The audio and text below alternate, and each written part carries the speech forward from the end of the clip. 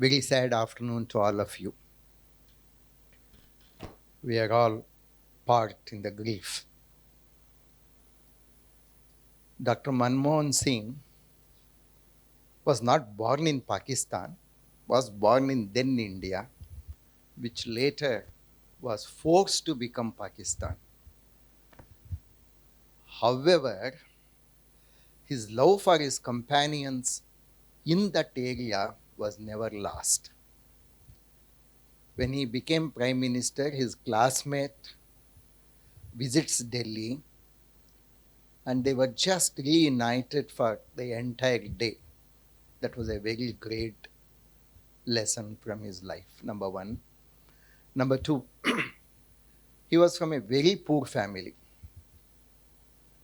And Dr. Manmohan Singh's father wanted him to become a doctor. In fact, he started his pre-medical also. He was student of pre-medical at least for 3 to 6 months. Then he said, no, nothing doing. I shall study economics. People asked him, friends asked him, why do you want to study economics? Because I have seen what is poverty in my place, in my village, in my place. The only answer for poverty is to authoritatively understand economics. That was the level of commitment Dr. Manmohan Singh had. In United Nations organization, when he was about to be introduced, the person who introduced him mentioned that he is the highest qualified prime minister. Highest qualified prime minister any country in the globe has. As Dr. Lavugategar already mentioned, he was not just a professor, he was a professor of eminence, and by that time he had guided PhD candidates. So his doctoral degree did not elevate him. He had completed all whatever was supposed to have been done by a professor. So this description on that day that he was the highest qualified person in the entire globe to have occupied a premier position was really a big tribute. Then continuing what Krishna Devarayalu was talking about, he just told Bhattacharya ji was the vice chancellor of the university. He just told him, slow down a bit. And then he quoted one important spokesman. I don't remember his name. His name starts with V. His name starts with V. He said that I shall not accept whatever you are trying to tell. I definitely shall not accept whatever you are trying to tell. I may not like whatever you have been trying to tell, but till my last breath, I shall uphold your right to oppose. That's the reason why students have got to be excused. Right? That's what Dr. Krishna Devarayalu was trying to mention.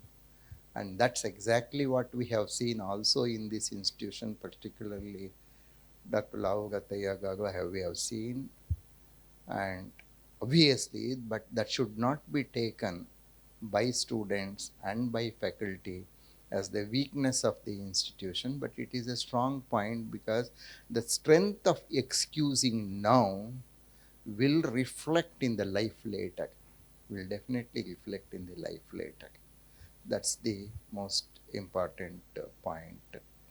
The other point which I just wanted to share and which I was just sharing with Dr. Lavugataya Garu was whatever the appreciations which have been heard right from yesterday night, the first message I got was at exactly 10:15 that, and being the director of IIIT Allahabad, we are in that group. So the type of message, the type of all politicians, everybody's message which was pouring in, the whole attributes, whatever.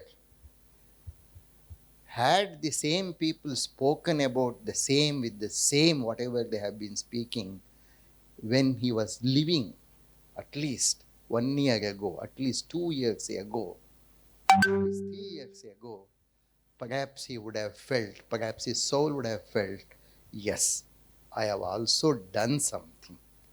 Yes, he would have felt it. So I request all of you to be good enough, to be open enough to appreciate the people when they really do good things. And also very politely observe and criticize when the things are going wrong, when people are in power, not after they have left or about to be. So Dr. Manmohan Singh, as Dr. Krishna Devarailu mentioned, was very excellent in receiving the criticism. We definitely accepted all the criticism very thoroughly, very equally. In fact, if you have not seen that movie, Accidental Prime Minister, at least as a tribute today, you should watch that today. All right, you should watch that movie at least, and then you should read that book. There is another book also, is Memoir. That's a good book also. It's a very good book. The only one more instance which I have got to share is, he had a BMW car as a prime minister.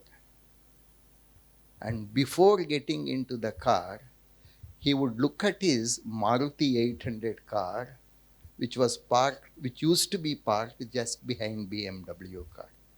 And he used to tell his, uh, the person, bodyguard, who is now probably an MP or MLA, who is also an MP or MLA, who in those days he was his personal, he used to tell him, look, that is my car, this is Prime Minister's car. How many of us can really have that distinction, right? So people definitely, when your children will tell you, please come back home, Papa, not as Vice Chancellor, not as Professor, only as my father, only as my mother, please do respect that. And this is what Manmohan Singh was at home as a husband and as a father for his three daughters.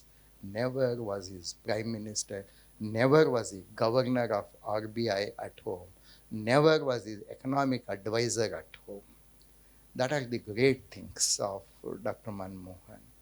All these things could happen because he was not born with a silver spoon, or he was not born with a gold spoon in his mouth. Right? But then, in spite, we are born, probably we are all in a better shape. In spite of it, down to earth, if we allow our feet always to remain on the earth and allow the imagination to fly high, then perhaps that will be the greatest tribute that we can show to Dr. Manmohan, who changed the entire face of India towards a developing country. Right? Let his soul rest in peace.